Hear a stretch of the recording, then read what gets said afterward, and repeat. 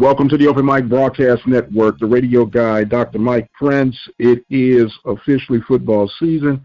We have on the line with us head football coach and our guru of the network, Coach Heist Northern. Coach, how you doing today, sir? Everything is going well. Wrapping up a few last-minute things before my kids start school. My daughter actually starts, they start school next Wednesday or Thursday. But she's on student counseling, does cheerleading, so she has to go a few days early. And then Adam starts football practice on Monday of next week. And the last father and son fishing trip or father and son go visit relatives type of trip back in Louisiana. This year we're going to fishing actually Friday of this week. And then after that, we won't probably do anything because I'm assuming, he's in 12th grade. He usually goes back to Louisiana to do some hunting with my dad, but that may be a no-go depending on how they do their Saturdays and all that type of stuff. Then he'll probably do some unofficial visits. So, like I say, it's almost goodbye to him until their season is over. They're expected to have a pretty good team, but other than that, I am just getting ready for the kids to start school. I'm actually in the recertification process to even some middle school.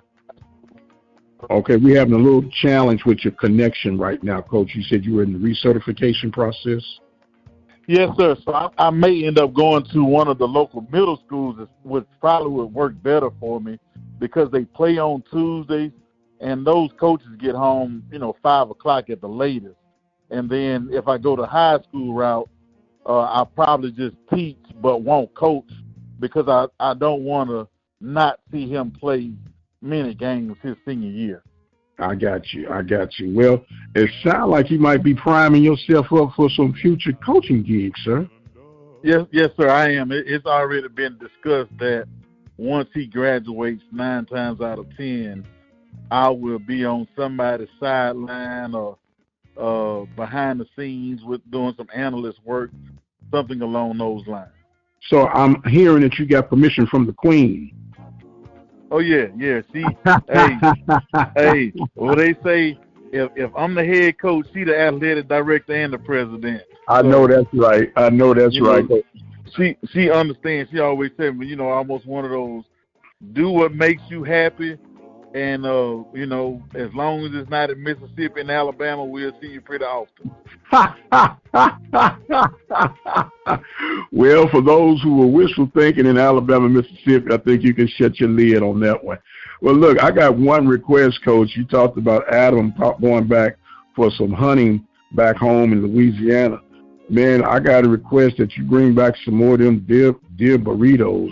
Oh, my goodness. Wow.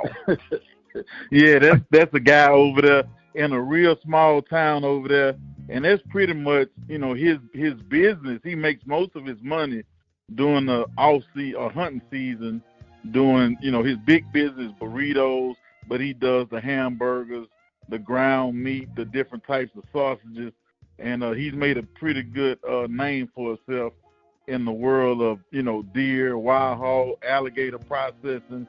Over in Louisiana. And he was surprised when I came over there the first time. He was like, man, you drove all the way from Texas, but he didn't realize I had relatives in the small town that's right over there by him. Okay. Well, look, if he ever want to get behind a network, man, tell him I'm a witness and we got room for him and we'll make him an offer he couldn't refuse. But, man, those things, if y'all think I'm exaggerating, and I know my wife say I'm greedy, but these things were off the chain. So let me go on before I lose my whole train of thought, Coach. Look, football camps are officially up and on the way. I know you've been you are connected to the conference.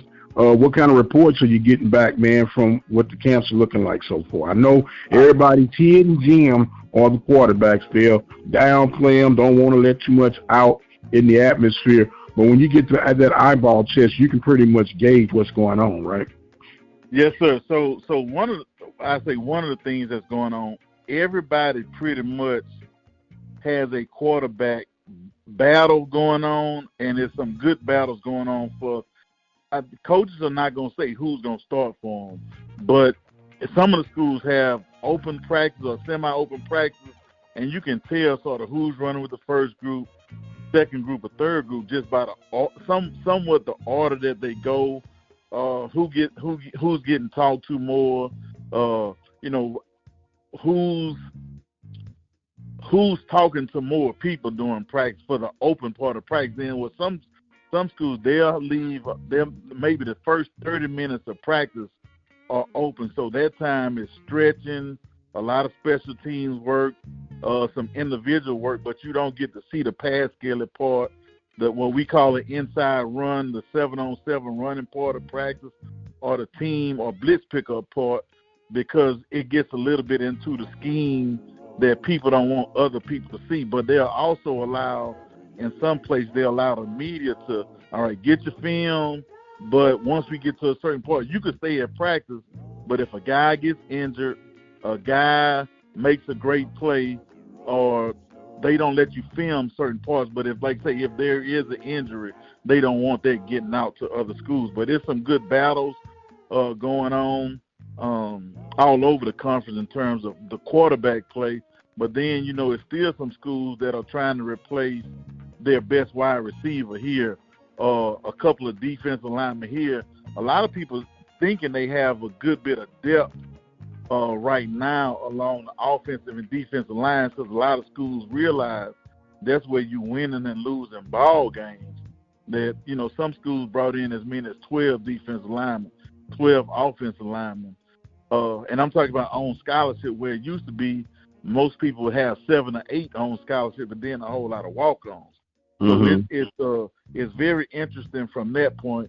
The only school that I have had a chance to go see in person is Prairie View so far, and I was supposed to go to Texas Southern on Monday and had something come up. So next week, if everything works out, I'll say this weekend, I will go to Southern and Texas Southern next week, as I was supposed to go last week. So it's going to be interesting. Okay, well, I'm speaking of Southern. I'm getting reports, and I'm pretty sure you're getting reports, if not with greater detail, that there's a pretty huge question mark at that quarterback position at Southern right now. They want to put somebody in that place, but things have been kind of unpredictable, shall we say? Well, without saying too much, I'll say it's a 2 to 3 man battle that's going on, because they had 2 guys that were there last year. Then they got another real good transfer, and then they picked up another transfer, I want to say from Miles, or one of the D2 schools in Alabama, sort of trying to figure out. But it's 3 guys that were already there that were in the hunt, and then they picked up another transfer, a local kid. I want to say he played at Southern Lab. And then the other kid is from Scotlandville High that was already on the roster. They had a kid that started the Bayou Classic that's there. So it's some good competition. But the thing about it, none of them have played a whole lot. The transfer from the small school played a good little bit, but it's still up in the air. But I think everybody down there, Southern got a stable of running backs that's coming. And then, oh man, I'm talking about, hey, don't be surprised if Prairie View is one of the top rushing teams in the conference. I think those 2 schools probably have the best stable with different styles. Both of them had the hammer. Both of them had a guy that you don't want to see in space. They got the slashers, who is a little bit different. To me, a slasher is a guy that always finds a way to get positive yards, even if it's not a hole there. Matter of fact, me and Coach Foster, who was the running backs coach when I was there, we were talking about Arnell Fontenot. And if you saw Arnell Fontenot play, you would think, man, he got 20 carries, and you may think he has 40 or 50 yards, but then when you look at the stat sheet, man, this dude got like 107 yards because he was always falling forward, and he understood football. So both of those schools are going to have, I say they have good stables of different styles of running back. So it's going to be interesting from that standpoint. Okay, and from that Prairie View perspective, there are going to be two major factors. Of course, the guys up front creating the lanes for these backs to run through, and how first-year coordinator mixes and matches. Because you can have these deep stables, but knowing and designing plays and when to put the ball in their hands and give them an opportunity to do what their specialties are. Yeah, so the thing is now is if you have a quarterback that's smart enough to read it, and then you put the right motions with the read, you can give the defense and the linebackers and the defensive linemen, for the most part, you can give them enough eye candy where before you know it, the running back or the quarterback, if he's a good runner, will be 3 to 5 yards downfield before they figure out who has the football. So a lot of those, and both of those schools, I say, going to have, everybody's running zone read, but if you mix in some power read and some midline, now, to me, you make it easier for, number one, your quarterback. You make it easier for your running back because all they have to do is read either the edge block. I used to tell my running backs, run to the guy's butt. If you run to his butt, then that means the defensive player is on the other side of him. No matter where his butt is, find his butt, and you're going to have a crease. So that's the biggest thing. Don't run across his face type of running. But when you run that zone read, and then if you have some zone read with some decent-sized receivers that can catch the slant, catch the speed out and make one guy miss, then the next defender they're going to see is going to be 12 to 15 yards downfield. So some schools, actually, when you go watch certain schools that run RPO schemes, during that inside run period, they may have the quarterback throwing the ball as many times as they have the quarterback giving the ball off to a running back, because for some schools it's an automatic read to if that end crash down, or some schools they run in a zone read and they're reading what we call the flat defender or the linebacker that's over the slot receiver. If that guy comes down hard inside trying to fit in the box, then it's an automatic throw to 2 or 3. Or some schools even throw it to the widest receiver.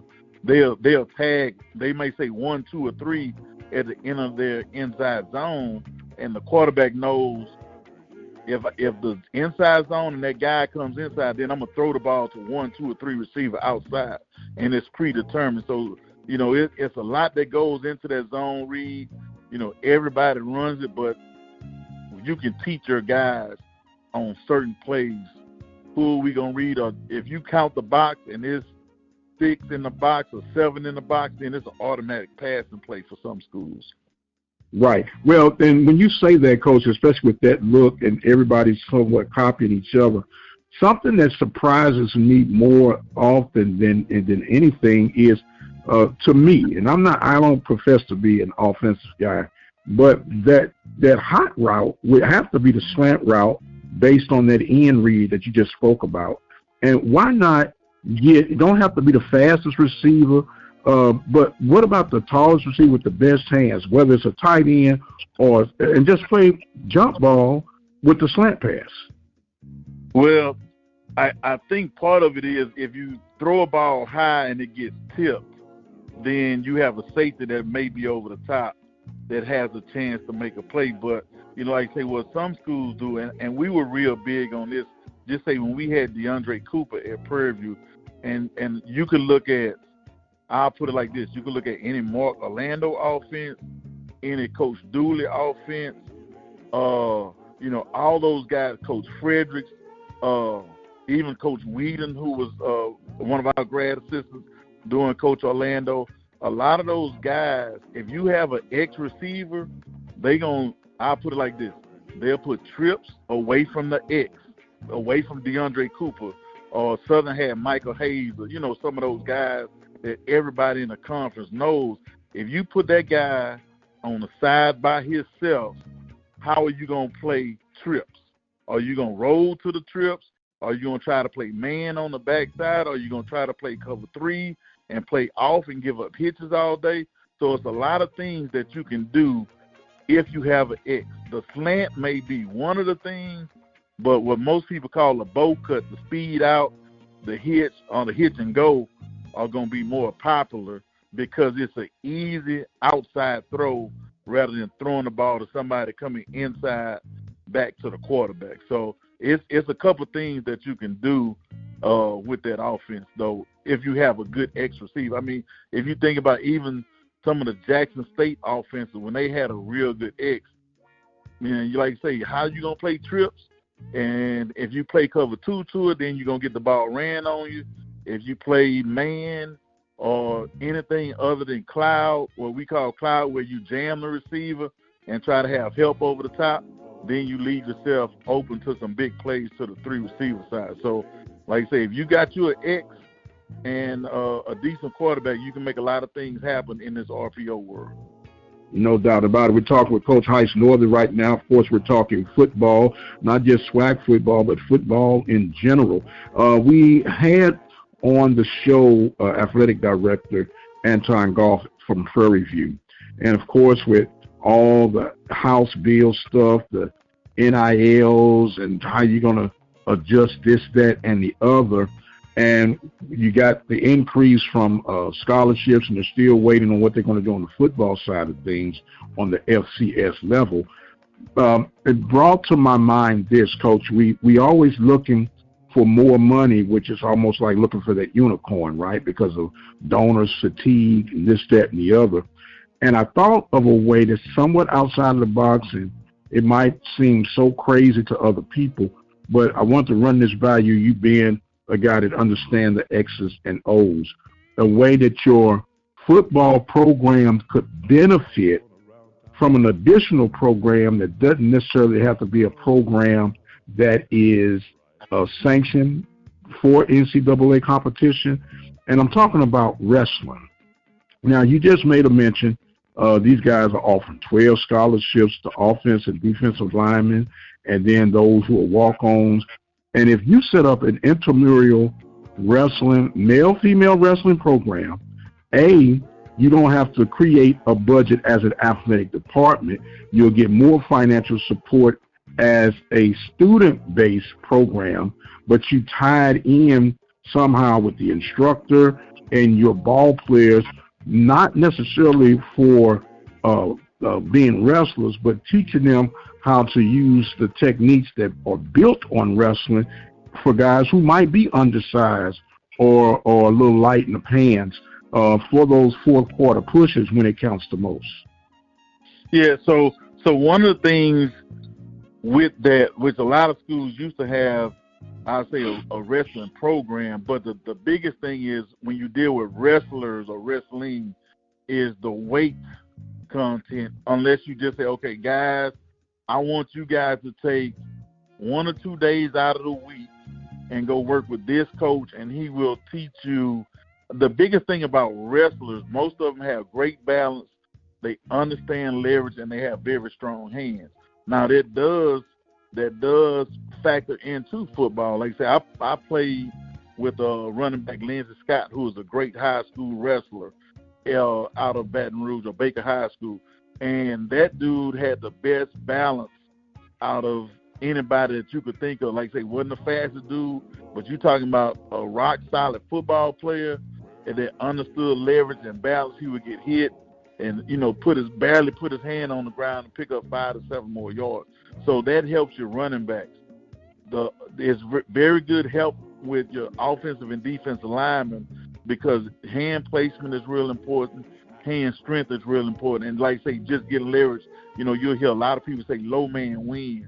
And that's often the case with your offensive linemen, but it's often the case with wrestlers as well. So the biggest thing is just finding a budget for it. But I'll tell you this, when I coached at Grambling, and during the summertime, instead of having our guys always running, always doing pass scaling, some days we would let them go to the gym and they had a real big intramural swimming pool. So our guys may do water aerobics on certain days of the week.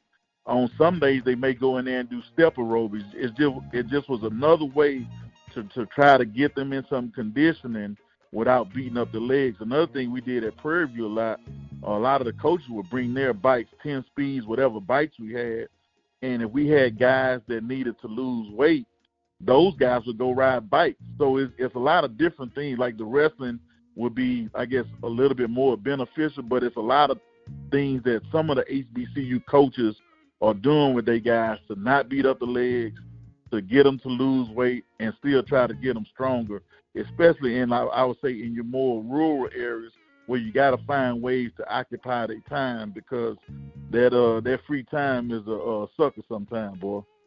Right, I know, and that's why when you mentioned the budget of it, that just from a rough, say, surface research, you can create an intramural wrestling program for male and females for anywhere between $15,000 and $75,000. Because basically, most of your stuff is going to go with an instructor or so, and just some match space. And I was just looking at that as a creative way of offsetting some of the misfortunes when it comes to resources available on our level. And then one of the other things that you can do, I know, like some schools, they actually have a weightlifting class. If you're in a certain major, you can take weightlifting as a class. Or some schools, they may have a cardio class with different types of physical development. And then you just tell you guys, hey man, sign up for this class. Or if you play this position, they offer a wrestling class, because wrestling is a real popular sport in both Texas and Louisiana, that you can use that as a part of your physical conditioning component for your program. I would probably be more apt to have my guys do it in the spring semester than the fall semester, depending on how much they weigh. Absolutely, because that spring, I'm thinking you're getting ready for your spring days of practice in combination with this off-season workout. It could lead to a very productive fall. Yes, sir. Okay, so we got that part out. Now we're getting closer, as we say, to kickoffs, and we know that the Touchdown Club is coming up real soon, or the Touchdown Club meeting, where it's a little, for those who are not aware, Smack Talk. Well, it used to be Smack Talk. It's got so tame these days that it sometimes it gets a little boring, but I do understand everybody has to be nice these days.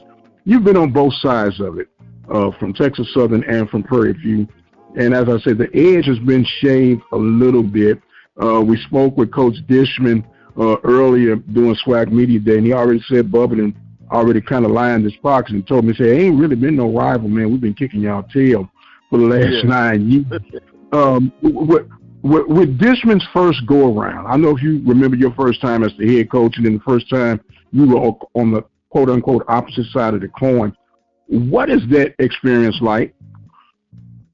Man, the biggest thing is getting out the gate early. You starting off the season with a game that could make your season. From number one, it's a rivalry game, and I don't know what's more important, be the rivalry or the actual conference part of the game. So that's the biggest thing. You know, me, I'm an old school SWAC guy, so I would try to pepper my speech with some humor, because that's what I grew up on.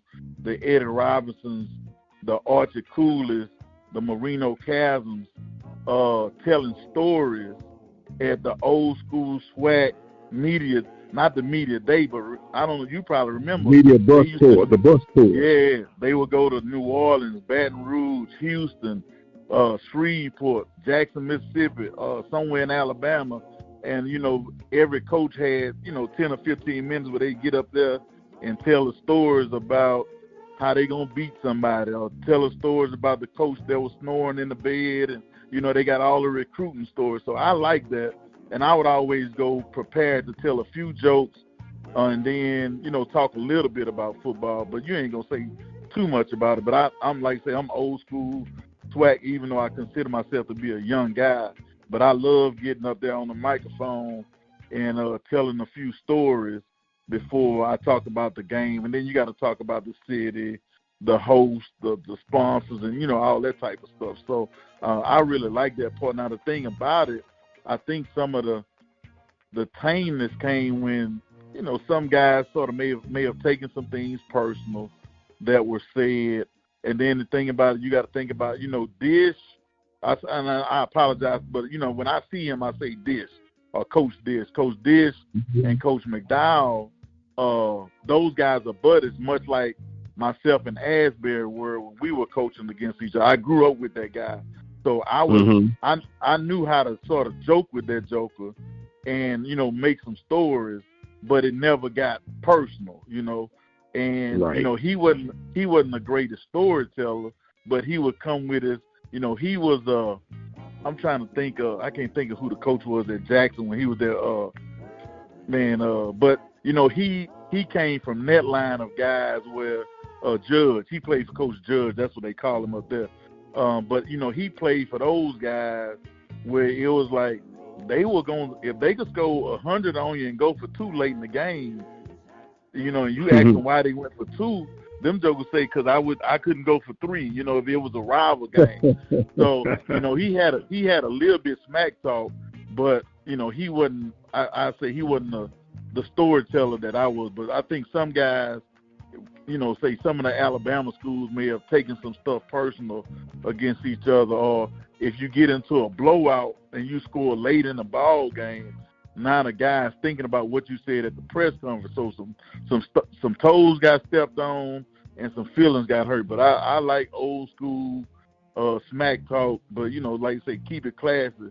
But at the same time, I would tell, if I was coaching somewhere, look, man, we ain't gonna unload the guns till we get back to the truck, because you don't never know when you might jump a rabbit late, and that just means, look, we gonna keep playing the game the way we gonna play it. And as Melvin Spears would say, look, we getting off the bus with 50, and it's your job to keep us under 50. And if you can't, it's your fault. You have a defense coordinator just like I have an offense coordinator. So it ain't my fault you can't stop us. And he said it just like that. And he would tell you that. Yes, sir. We used to have a saying like that, if you're scared, go to church. So don't take it personal, man. It's all about executing. And speaking of that executing, I thought about when you was talking about Coach Asbury, he was more of a one-liner instead of a storyteller. He come back with something quick and sassy, and then you'll do the build-up and lead with the anticipation. So I do get it. When you look at this, we're in an Olympic year, okay, which is every 4 years. And I'm going to have a little fun with you, Coach. I'm going to give you 2 categories that I would like you to give your gold, silver, and bronze. We'll have 2 categories: overall, gold, silver, and bronze, football historically, and then the past 4 years, gold, silver, and bronze. And I'll let you execute and tell us why you picked who you picked. All right, so I'm gonna do the last 4 years, most recently, gold, silver, and bronze. So my gold, I would go with Jackson State, because I want to say they won 2 championships and pretty much went undefeated during that run.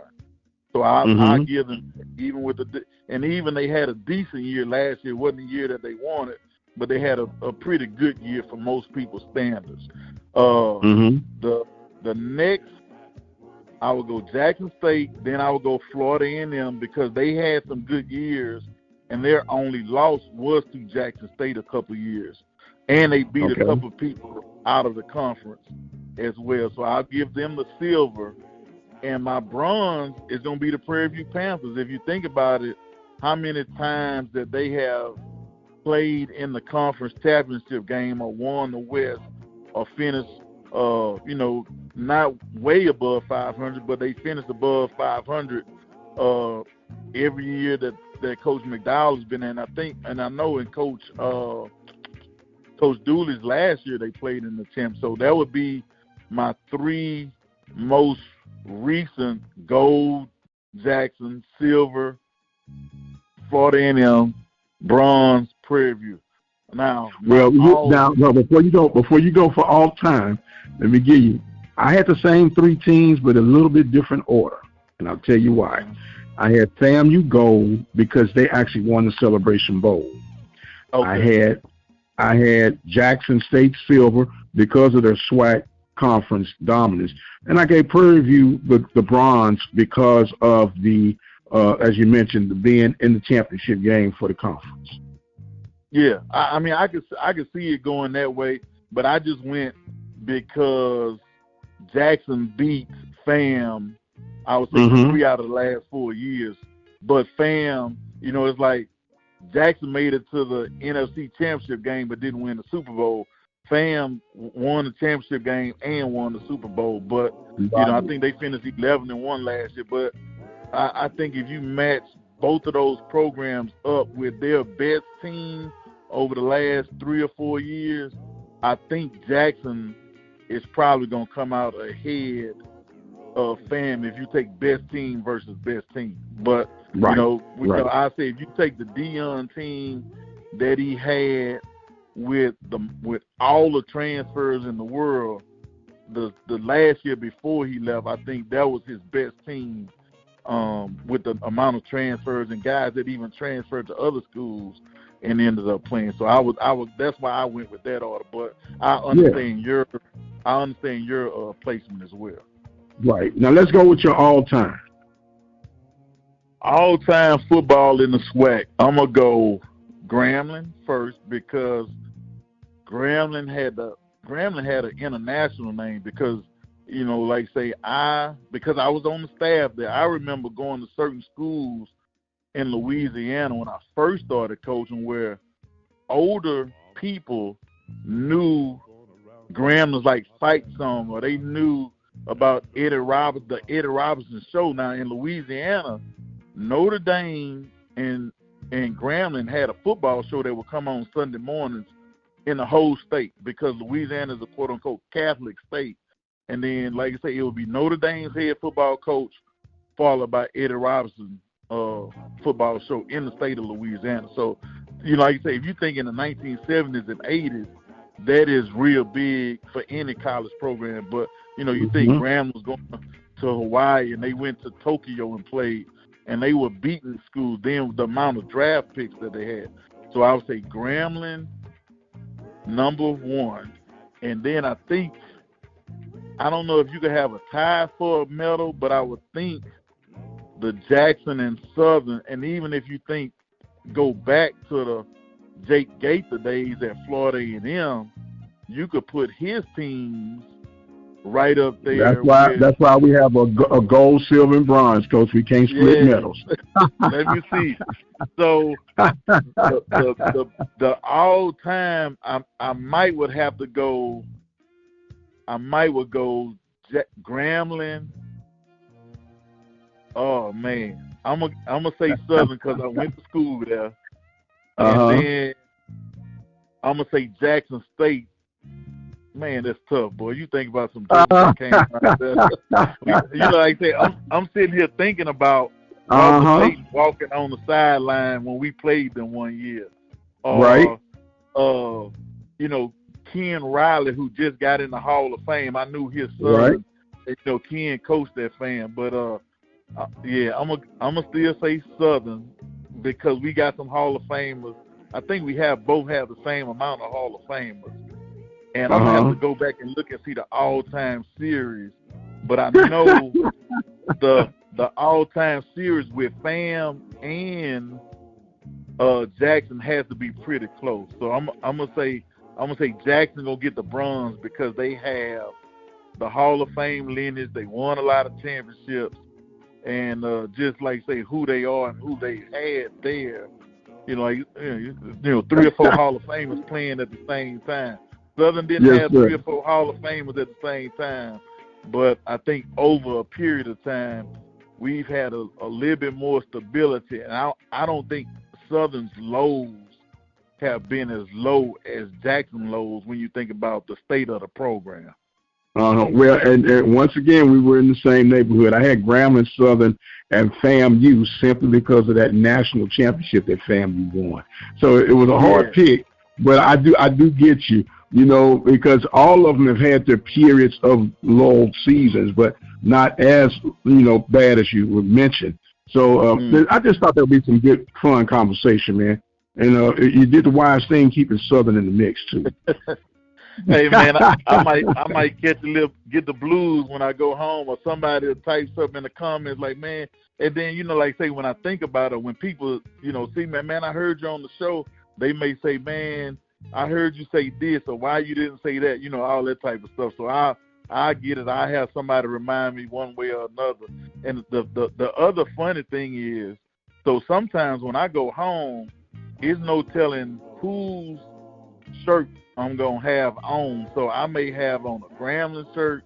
I may have on a Prairie View shirt, Texas Southern. I have clothes from Alabama State, Morehouse, from just about all the places. Because I tell my buddy that work at all these different schools, hey, man, send me a T-shirt or something I can work out in. So when I go walking in the morning, I don't wear Texas A&M or LSU gear, when I go work out, when I'm in the stores or whatever. So I'm always going to have on 9 times out of 10 some HBCU stuff. So when I'm at home, I will get the, hey, man, why you got that on? Especially if somebody knows me, they be like, man, what you got there? Hey, man, they kept my, Grambling kept my light bill paid for a lot of years. Or, Prairie View paid my light bill and my house note for 9 years. So, when I tell people that, they be like, oh, I understand. Or then when I tell them about, when people see me with a Prairie View shirt on in Baton Rouge, they'll ask me, like, do you know Jonte Abel? Like, yeah, I went to school with him. I recruited him to come play football at Prairie View. Denzel that played offensive line, those guys from Baton Rouge, Lester Butler, those guys from Baton Rouge that came out here and had success, people will see me and like, do you know that kid? Or, all that type of stuff. So it gets funny at times depending on what shirt I wear, especially in Baton Rouge, though. Well, so just when I thought I was about to close, I got this one more subject I'm going to drop in, because when you mentioned the wearing of the shirts and things of that nature, and it absolutely drives me insane. And you might think I'm over-exaggerating, but I wish there was some type of Murphy's Law that if anybody from an HBCU campus was caught wearing any other shirt that didn't represent your school, like if you're at a Prairie View and you're wearing a UT or a Texas A&M shirt or a Michigan shirt, or I think you ought to be fined. I think you ought to give, if you were an A student, you ought to automatically go to a B. You should not be walking around with other campuses on your campus, man. That's just blasphemy to me. Mike, I'm going to tell you, I made that mistake one time. My younger brother played football at LSU, and my brother would wear Southern stuff all the time because I think he was, I ain't going to lie, it's almost like he looked up to me in a strange sort of way. He was by far better football player than I was, but he looked like, he thought in his mind I was a better athlete than he was because I did play collegiate baseball as well. But one time, I wore a LSU shirt with my brother's number on. It was like a simple workout shirt, and I wore it to class, and I thought I was going to have to fight my way back to the dorm with just people looking at me with, like, disdain. It was almost, I could have had on do you know who David Duke is? I mean, I was thinking Klan rally. Yeah, you could have wore a Klan shirt.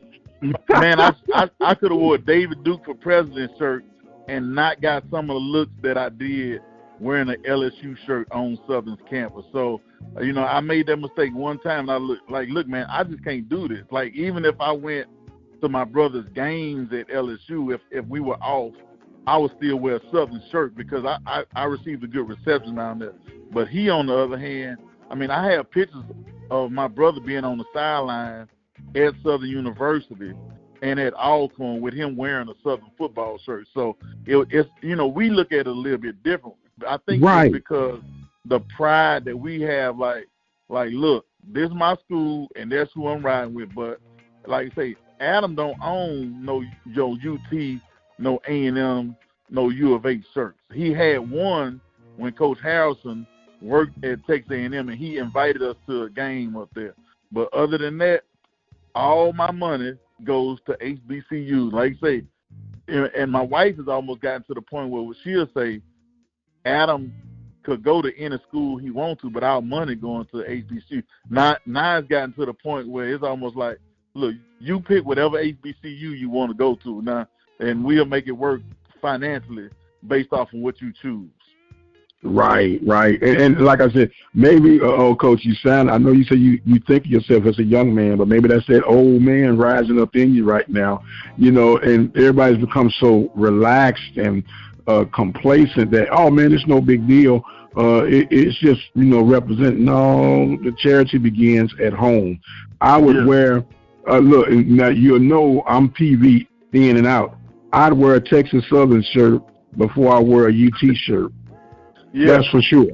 You got what I'm saying? And as a matter of fact, I got a baseball cap collection of just about every SWAC team, but I won't be caught on camera with them. But I got them just to have. But I just thought about that, and that's part of that pride that I know is still there for the most part, but has taken somewhat of a dip because of the mindset of our students across the gamut, not just any particular school, but everything has become so la-di-da. And I won't get into that. We'll be talking another whole half an hour. Yes, sir. Okay. Coach, you got any closing thoughts or comments before we get out of here today, sir? Yeah, the biggest thing that's about to happen, I've talked to a few coaches, they can't do tour-a-days anymore. So most people are either going a morning walkthrough with an evening. When I say evening, it may be a 4 to 6 o'clock practice, depending on what time their first game is. And some schools, because of the weather, has had to practice at night because of the heat advisories. They can't practice at the 3 to 4 time slot that teams normally used to go to. So that is changing a good little bit. And I did talk to a couple of the coaches in the conference, and I don't know if we mentioned it, but we had talked about the coach-to-player communication. That hasn't trickled down to FCS football, but they will have the pads on the sideline. But from what I understand, so some of the schools, the SWAC paid for, I would say, the program that you have to download on your computers. So what they are doing is they filming a game, and you have to have a computer that it goes into, and then that computer basically sends it down to those surfaces that are on the sideline, and it's almost done immediately in between each play. So now the schools have to, probably have to either find another student or volunteer or hire another film person that's going to be able to get that done. And from what I understand, most people are trying to practice with that system just like they would in a game. Okay, look, let's run our offense even if we do it on air. So the ones may go a few plays, and then they'll come out the field and then go look at it. Then while the twos are scrimmaging or playing whatever period they're in, then while they'll come off the field, and then the ones that come back on, then the twos will look at it. So it's just like you're in a game with the surfaces. But from what I understand, the schools had to pay for the tablets, which is left up to them how many to get. At one time, the conference was going to pay for the program, the computers to run it, as well as the surfaces. But I think that deal sort of fell through. So, it's a lot of schools whose budget don't kick in until August 1st or September 1st, the fiscal year. So it's going to be a lot of people that's not going to get their gear until right up around the first game, unfortunately. Wow. Well, it made me think about that all 22 that the NFL offers, where these guys can go back and view the game from top view, they get a better look of what's going on all at one time. And then it made me think, with everything that's changing so quickly, pretty soon I guess we'll have drones to capture this type of footage, huh? Yeah. So if you go to Bridgeland High School, I just went to Cyrens High School the other day and watched some of their practice with Julian Kiggins that played linebacker at Prairie View. I went over to chat with him for a minute. They actually use drones during their practices, so it gives them that above view from behind, and it's a little bit tighter than what we would call the end zone view of the game, because pretty much your offensive and defensive linemen, they don't watch the wide copies of the game. They just watch it from behind, so you can see the alignment, hand placement, and all that type of stuff. So there are some universities that use the drone technology, and even, like I say, a long time ago, when I was at Prairie View, we would put GoPros on some of our quarterbacks' helmets just to see what are they looking at doing. Is their eyes in the right place when we're talking about reads, or are they saying the right thing? Because you can record it with sound, and I can listen to it, which I never watch film with the volume on, but I can watch film and hear, is the quarterback making the right audible, or is he making the right read based off of what he's seeing. And it's not giving us the exact view, but you can tell, is he reading the defensive end, or is he reading the outside linebacker? Has he even looked at the safety, or has he mentioned one high or hold close, or middle open defense, all that type of stuff that you look for when you're getting reads from your quarterback. So it's a lot more technology than you think, but at the same time, man, you got to have a way to pay for it, and you have to have people to operate it if you have that technology available to you. Absolutely. Well, the game has definitely evolved, and it's going to do nothing but evolve even more with all the money that's being thrown around. Coach, we thank you as always, man, for your insight, your input, and being our official guru of football here at the Open Mic. He is Coach Heist Northern. I am the radio guy, Dr. Mike Prince, reminding you guys that you can follow me on Twitter X at The Mike Prince Show. Subscribe to our YouTube channel at the Open Mic Broadcast Network. And do check out the website, obnradio.com. And until the next time, you guys be blessed, and we'll see you on the other side.